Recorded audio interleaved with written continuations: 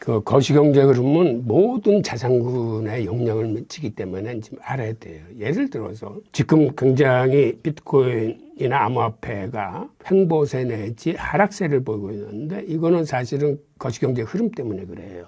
지금 요 며칠 사이에 지표들이 참 안 좋게 나왔어요. 전반적으로 이러다가 경기 침체로 들어가겠구나 하는 두려움이 시장을 이렇게 억누르고 있는 거예요. 암호화폐라고 해서 혼자 따로 노는 게 아니라 예를 들어서 나스닥 선물하고 거의 흐름이 비슷해요. 동조화 현상을 보이고 있는데 이게 지금 거시경제 흐름이 안 좋기 때문에 그런 거고, 특히 암호화폐는 요번에 해킹당한 거, 그 다음에 그 민코인으로서 아르헨티나 대통령의 민코인이 95% 폭락을 하면서 그게 전방위적으로 나쁜 영향을 끼치기 때문에 나스닥보다도 더 우리 암호화폐 시장이 조금 더 힘든 어떤 그런 형국이에요.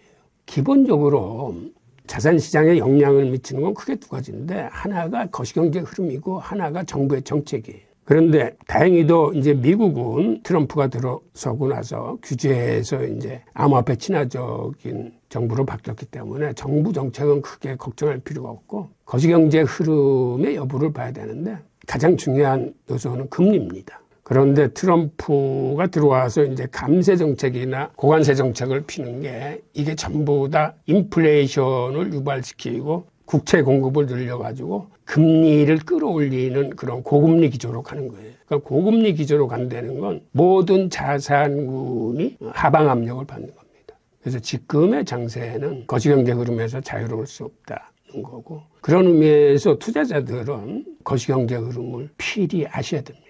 그래야 지금같이 이렇게 장이 흔들릴 때 이게 왜 흔드는구나라고 알아야 그래도 마음의 평화를 얻어. 이게 그렇게 길게 갈 건 아니고 지금의 상황이 좀 끝나서 또 이제 좋은 지표가 나온다거나 뭐 이러면 반전될 수도 있다, 이런 걸 알고. 그래서 뭔가 시장이 확 흔들릴 적에는 가장 먼저 나스닥 선물 시장을 들어가서 보세요. 그러면 흐름이 같이 가기 때문에 같은 흐름을 보면서 방향성을 잡으실 수도 있고 마음의 평화를 얻을 수도 있어요. 기본적으로 리플페이가 탄생한 거는 처음에는 핀테크로 태동을 했어요. 그러니까 핀테크라 하면 금융과 IT 기술의 결합으로 새로운 단계의 이제 금융시대로 진입을 한 건데, 2000년에 이메일 결제 시스템을 갖고 페이팔이 등장했습니다. 그게 바로 어떤 의미에서는 본격적인 핀테크 시대의 시작이에요. 근데 핀테크의 화두라는 게 이메일을 만든 피터 틸이나 일론 머스크도 어떤 화두를 갖고 있었냐면, 온라인으로 정보만 교환할 게 아니라 이걸 가치를 교환할 수 있는 방법이 없을까라는 데 몰두했습니다. 그래서 페이팔은 이메일을 통한 결제 시스템을 만든 거예요. 그런데 신용카드라는 중간 매체를 활용을 했어요. 그러니까 그 무렵 캐나다의 웹 개발자였던 라이언 푸거는 중간에 신용카드 같은 걸 쓰지 말고 순수하게 온라인으로 가치를 교환할 수 있는 방법이 없을까에 대해서 생각을 하게 됩니다. 그래서 2004년도에 결국 그가 리플페이라는 개발에 성공하게 됩니다. 리플페이가 나름대로 의미가 있는 성과가 뭐냐면, 이게 중간에 은행과 같은 중개기관이 없이 개인 간에 다이렉트로 송금할 수 있게 된 겁니다. 그런데 이렇게 된 배경에는 그때 P2P, 즉 피어 투 피어라는 결제 시스템으로 이 일을 완성시켰어요.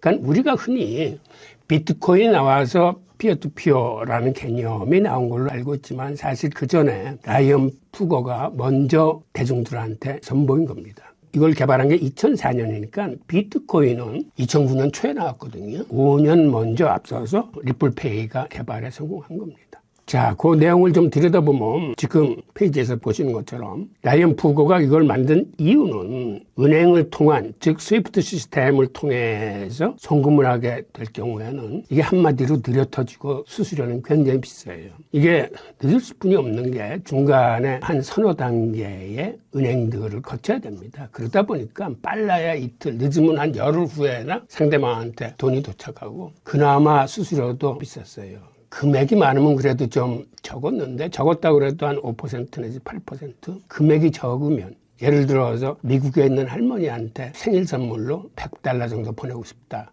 그럼 $100 보낼 적에는 자그마치 수수료가 23%나 들어요. 그리고 보내도 저쪽에서 받았는지 안 받았는지 여부도 확인하기 힘들고.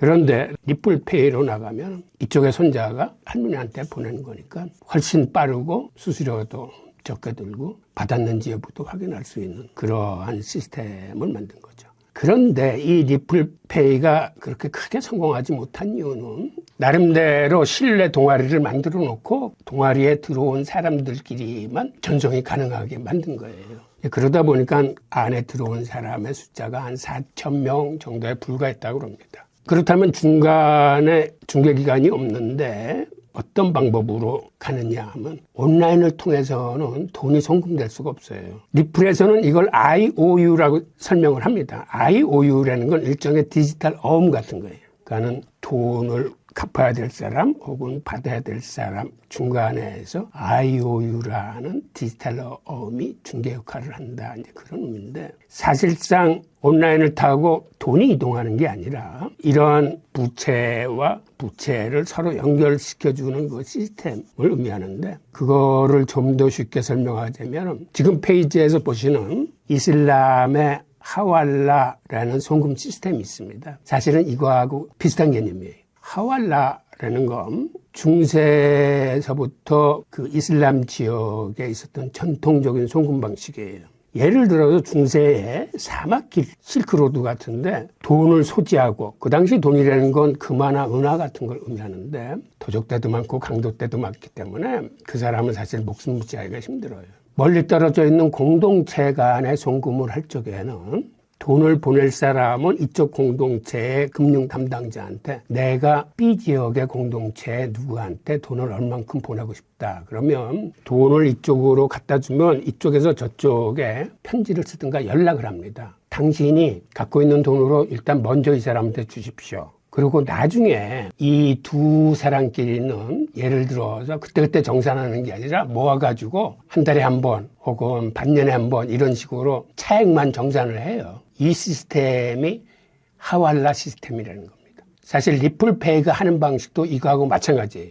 그러니까 온라인으로는 상대방한테 또 얼마를 찾으십시오라는 메시지를 보내면 가서 이렇게 하는 게 일종의 이런 하왈라 송금 시스템으로 만들어진 게 리플페이입니다. 그래서 오늘날에도 은행이 없는 지역에서는 아직까지도 하왈라 시스템이 쓰이고 있어요. 우리나라에 일하러 나온 중동 근로자들 같은 경우도 집에 돈을 보낼 적에 그냥 전화 한 통화로 금융하는 사람한테 가서 우리 집에 얼마큼 돈 좀 보내달라라고 하면 3분이면 송금이 끝나요. 근데 실제로 돈은 가는 게 아니고 나중에 주기적으로 차액을 정산하는 그런 시스템입니다.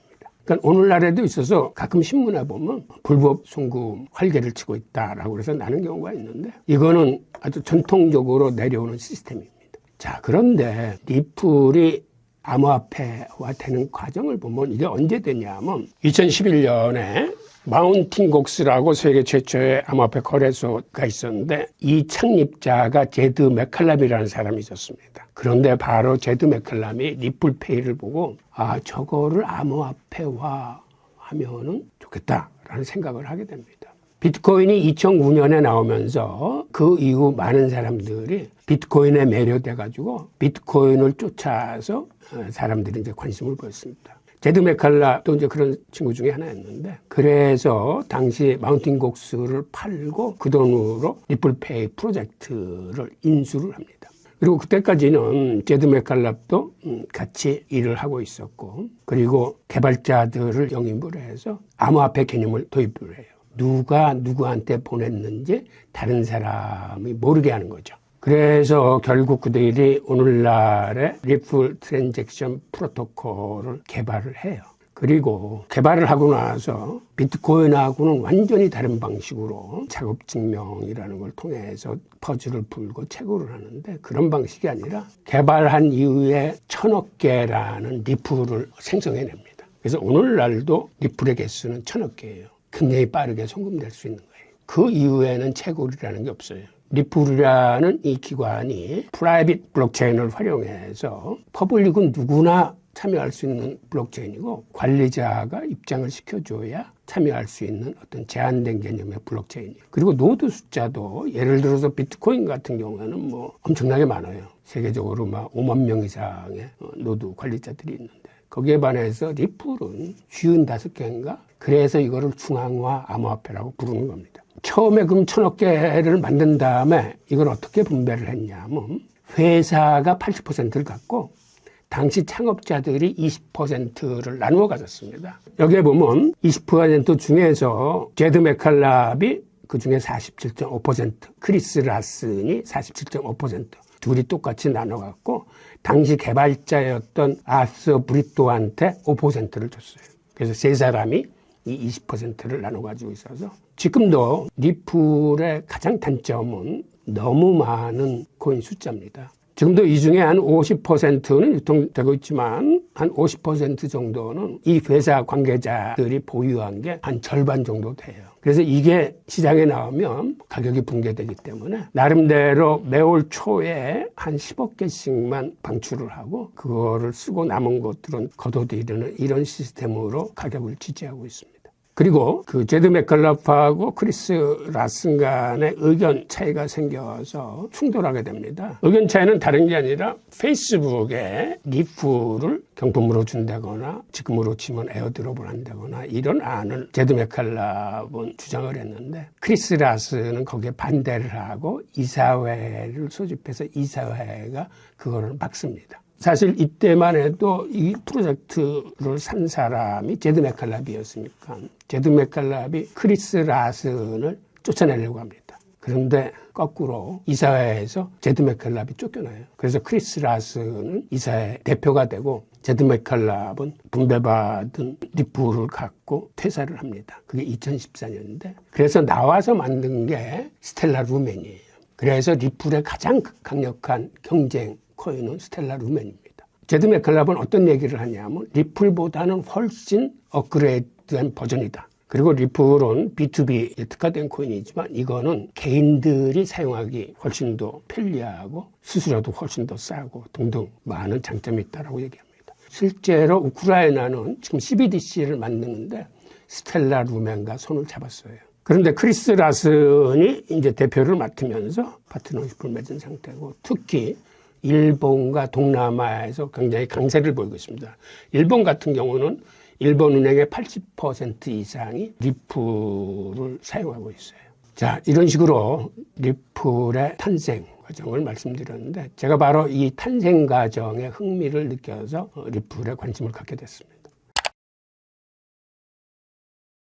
미국이 주도하는 스위프트 시스템을 얘기하는 거예요. 한마디로 느려 터진 데다가 수수료는 많이 받고 있으니까 저걸 어떻게 개선할까 하면서 나온 게 사실 리플이에요. 그렇다면 리플이 기술적으로 훨씬 탁월하기 때문에 스위프트 시스템을 리플이 대체해야 되는 거 아니냐 하는데 이게 또 그렇지 못하는 속사정이 있어요.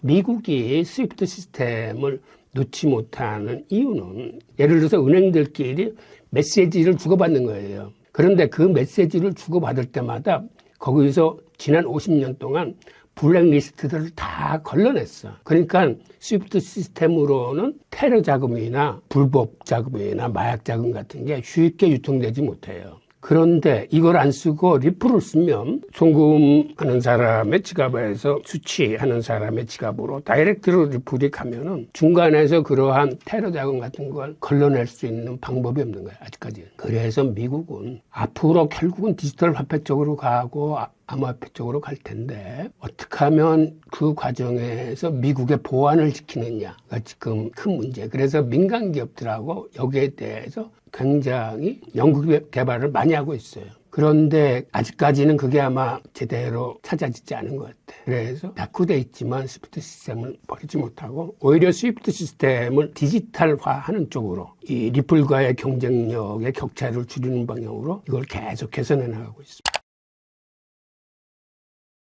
기본적으로 블록체인 트릴레마라고 있어요. 근본적으로 암호화폐를 구성하는 요소는 탈중앙화, 보안, 그 다음에 처리 속도나 수수료 나타내는 확장성. 이 세 개를 다 구비를 해야 되는데 기술적으로 이 세 개를 다 구비할 수는 없어요.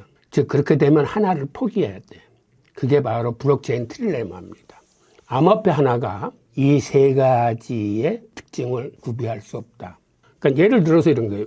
비트코인이나 이더리움은 탈중앙화와 보안에 특화되어 있는 겁니다. 특히 비트코인 같은 경우. 그 대신 속도가 어마무시하게 느려요. 그러니까 뭐 솔라나 같은 경우는 뭐 초당 6만 5천 건을 처리하는데 비자 카드도 그 정도 되고, 거기에 비하면은 탈중앙화와 보안을 강하게 가져가다 보니까 처리 속도는 형편없이 늦는 겁니다. 그런데 리플 같은 경우는 처리 속도 하나는 굉장히 빨라요. 거긴 3초면 송금이 끝나. 대신 뭐가 약하겠습니까? 당연히 탈중앙화가 약하고 보안에도 약해. 근데 보안은 너무 순식간에 송금이 되니까 그나마 여기는 허점이 덜한데 탈중앙화를 포기한 화폐예요. 그런데 문제는 시장에서 고객들이 이렇게 빠른 코인을 그 약점이 있음에도 불구하고 좋아해요. 지난 2년 동안 그렇게 급격하게 가격이 상승한 요인은 솔라나 같은 경우는 이 보안성이 약해가지고 먹통이 자주 돼요. 사실은 암호화폐가 먹통이 된다는 건 큰 약점이에요. 그런데도 속도가 빠르니까 사용자들이 다 용서해줘요. 그리고 그런 것들을 선호해요. 저는 기본적으로 글을 쓰는 사람이기 때문에 이제 글을 쓸 적에는 나름대로 스토리를 구성하고 이게 논리적인 흐름에 맞아야 되는데, 그러다 보니까 어떠한 사건이나 평소에 왜 그럴까라는 데 대한 호기심, 관심을 갖고 있다가 보이는 자료 중에서 유튜브를 보다가도 연결되는 것들이 있으면 모으는 거죠. 구체적으로 자료를 모으지 않더라도 생각의 그 틈틈이에다가 저장해 놓고, 그렇다고 그걸 다 기억하는 건 아니지만 나중에 글을 쓸 때 보면 그러한 것들이 이렇게 정리돼서 나와요. 글을 쓸 적에는 이제 국내 자료 같은 거를 조사하고 그 다음에 구글링으로 조그만 디테일들은 찾아내고 그러는데, 그런 거 가지고 리플 자료를 모으기에는 굉장히 한계가 있습니다. 우리나라에는 거의 자료가 없어요. 이럴 경우에는 주로 이제 해외 자료를 봅니다. 영문판 자료들을 보는데, 다행히 요새는 구글이나 이런데 번역 시스템이 참 잘 돼 있어요. 영어를 잘 모른다 하더라도 누구나 할 수 있습니다. 영어로 질문을 써서 구글에 이렇게 집어넣으면 여러분들한테 자료를 쫙 이렇게 찾아서 보여줘요. 저도 마찬가지의 방법으로 그런 식으로 이제 자료들을 보고 있습니다. 최근에 SEC가 코인베이스의 소송을 취하했어요. 근데 그 리플에 대한 소송은, 이거는 코인베이스 소송이나 이런 거하고는 격이 틀려. 무슨 얘기냐면, 여태까지 리플의 발목을 잡았던 건 리플이 시장에 그대로 풀려서 나오면은 한마디로 미국이 주도하는 스위프트 시스템이 잘못하면 붕괴될 수 있을 정도로 그거는 파급력이 크기 때문에 리플의 발목을 여태까지 꽉 잡았던 거거든. 근데 리플의 소송을 취하해서 자유롭게 날 수 있게 날개를 달아주면은 한마디로 현재의 스위프트 시스템이 타격을 받을 수 있기 때문에 이거는 정치적인 합의가 이루어져야 될 것 같아. 그럼에도 불구하고 저는 이제는 세상이 바뀌었기 때문에 긍정적일 수 있다라고 생각하는데, 단 함부로 예단은 하지 말고 조금 지켜보자는 그런 생각입니다. 기본적으로 CBDC 시대가 도래하면 리플 수요가 많이 증가해요. 수요가 증가한다는 얘기는 가격이 상승할 수 있다는 얘기인데, 지금도 리플은 10개 국가 CBDC 합동 개발하고 있습니다. 그런데 이게 비공개 원칙에 의해서 어느 나라인지는 밝혀지진 않았어요. 그리고 또 다른 한 10여 개 국가하고도 이 CBDC 개발을 협의하고 있는 걸로 알고 있어요. 이렇게 국가 단위의 협력을 하지 않더라도 지금 옆에 있는 그림을 보면 이거는 브릭스 기존 5개국의 브릭스페이라는 결제 시스템인데, 여기 보면 곳곳에 리플이라고 쓰인 것들을 볼 수 있는데, CBDC에 참여하고 있는 금융기관이나 기관 중에서 이미 리플과 파트너십을 맺고 제휴해서 어떤 송금 시스템을 쓰고 있는 은행이나 기관들이 있어요. 그 은행들이 그 나라의 CBDC 시스템에 이렇게 지금 참여하고 있는 거거든. 국가 단위로 이렇게 CBDC 개발을 하지 않더라도 많은 나라들의 CBDC에는 이미 리플과 제휴관계를 맺고 있는 기관들이 많이 참여하고 있다라고 이해하시면 되고, 그런 의미에서 CBDC가 도래하면은 아마 리플의 수요가 많이 늘어날 겁니다. 그리고 또 하나 현재 진행되고 있는 중요한 사항 중에 하나가 브릭스가 스위프트 시스템을 대체하기 위해서 새로운 국제결제 시스템을 지금 추진하고 있는데 CBDC 기반 블록체인 네트워크 위에서 움직이는 그런 국제결제 시스템을 지금 추진하고 있거든요. 그런데 이게 추진이 되면 어떤 효과를 가져오냐면 브릭스의 인구가 세계 인구의 이제 절반이 넘어요. 그러니까 한마디로 세계 인구의 반이 CBDC를 쓰게 되는 그런 날이 우리가 예상하는 것보다 더 빨리 도래할 수가 있어요. 그러면은 아마 리플의 수요도 많이 늘어날 겁니다. 그리고 그렇게 되기 위해서 어떤 문제들이 해결되어야 하냐고 그랬는데 설사 어떤 문제가 해결되지 않더라도 지금의 상황만으로도 CBDC 시대가 돌아오면 앞서 설명한 대로 국가 단위 혹은 지금 파트너십을 맺고 있는 은행들의 수요가 늘어나서 리플의 수요는 늘어날 수뿐이 없다는 거고 거기다 소송 같은 게 해결되고 그러면 이제 금상첨화가 되는 거겠죠.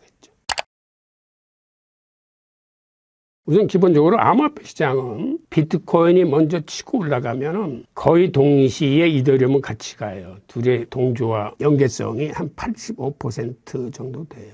그리고 뒤이어서 메이저 알트코인 한 10개 정도가 뒤따라서 상승을 합니다. 그리고 그 다음에는 유망 테마별 코인들이 일종의 순환매 성격으로 그 다음 뒤를 이어요. 그런데 그건 어떤 유행의 성격을 갖고 있기 때문에 그렇게 오래 가진 않고 이게 계속 바뀌어요. 그러고 나서 정체기를 갖다가 그 다음에 다시 비트코인이 튀어오르면서 계속 그런 식으로 이제 순환이 돼요.